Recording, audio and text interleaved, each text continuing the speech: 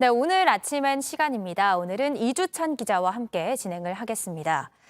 네, 이주찬 기자, 이번 이태원 참사를 통해서 인파가 많이 몰리는 곳에 대한 안전대책이 필요하다, 이런 지적이 계속해서 나오고 있거든요.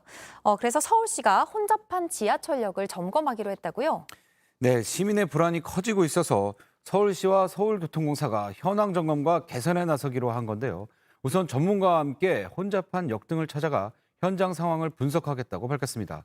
하루 평균 승하차 인원 기준으로 봤을 때 가장 많은 역은 강남역인데요. 14만 천여 명이 이용합니다. 예. 그다음은 잠실역으로 13만 명, 이어 홍대 입구역, 신림역, 그리고 구로 디지털 단지역 순입니다. 노선별로는 4호선과 2호선, 3호선 순입니다. 네, 저도 이제 특히 학교 다녔을 때 지하철 탔던 걸 생각하면 사람이 너무 많아서 타지 못할 때도 있었고, 타고 나서도 너무 바글바글해서 내리지 못할 때도 있었거든요. 예, 그렇습니다. 한때는 마치 그 지하철이 콩나물 시루처럼 사람들로 가득 차서 다녔고요.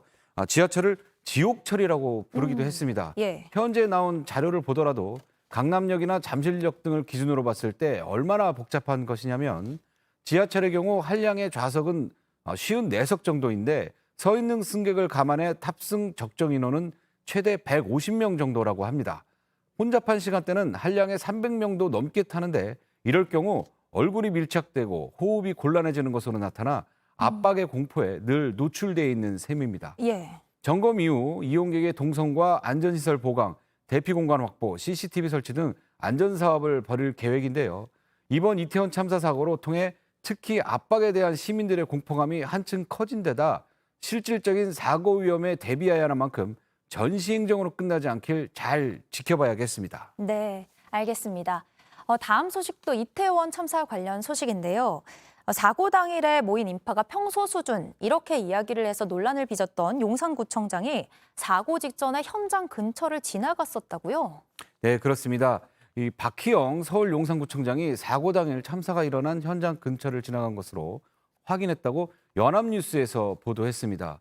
박 구청장은 지난달 29일 밤 8시 20분과 9시를 조금 넘은 시각 두 차례에 걸쳐서 이태원 퀴논길을 지나갔습니다. 이 퀴논길은 참사가 일어난 해밀턴 호텔 옆 골목의 도로 맞은편에 있는 상가 뒷길인데요. 사고 현장에서 180m 정도 떨어져 있는 곳입니다. 예. 시간으로 보면 사건 발생 기준으로 약 1시간 55분 전과 1시간 전쯤이라고 볼 수 있는데 이미 그때는 이태원 일대가 사람들로 가득 차 있을 때입니다. 그러니까 그쯤이면 또 경찰에 신고가 막 들어오던 때 아닙니까? 예, 그렇습니다. 문제는 구청장은 이 사고 직후 인터뷰에서 이태원에 몰린 사람들이 평소 수준이다 이렇게 말을 해서 논란을 빚었는데 송구스럽다는 입장을 내놓긴 했지만 도보 이동 사실이 알려지면서 또다시 논란일 것으로 보입니다. 네, 뭐 구청장에 또 그 다음에 해명을 또 했습니까? 네, 구 관계자에 따르면 당시 순시나 순찰 목적이 아니라 출장을 다녀오는 길에 걸어가게 된 것이다 이렇게 해명을 하면서 주말에는 이태원에 원래 사람이 많아 평상시 수준이라고 생각한 것이라고 전했습니다. 아마 사람들이 너무 많아서 구청까지도 이 뒷골목을 이용한 것으로 이제 보이는데요. 희생자를 위해서라도 논란이 될 만한 발언으로 상처 주는 일은 더는 나오지 않았으면 하는 바람입니다. 네, 알겠습니다.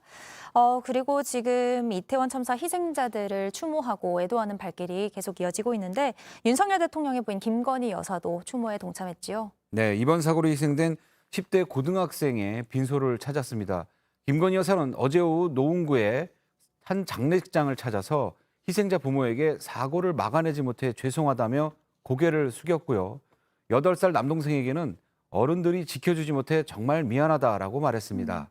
이후 경기도 용인의 장례식장도 찾아 아들 잃은 유가족을 위로하고 남자친구의 비보를 듣고 입국한 미국인 여성을 안아주며 애도했습니다.